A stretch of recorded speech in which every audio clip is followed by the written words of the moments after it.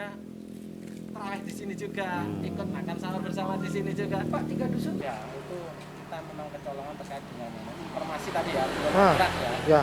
Ada tindakan kita terkait dengan munculnya klaster di wilayah sini. Kita berusaha untuk koordinasi sama gugus tugas kecamatan melakukan tracing yang sudah dilakukan seminggu yang lalu. Akhirnya muncul beberapa orang terpapar COVID dan itu kita isolasi. Kita bantu sesuai kebutuhan mereka, kita beri dukungan karena rata-rata yang terpapar COVID ini rata-rata yang masih OTG, tidak ada gejala. Sedangkan yang sudah waktu pertama itu muncul itu ada gejala, jadi dirujuk di rumah sakit berturut-turut sampai 5 orang meninggal bersama berturut-turut.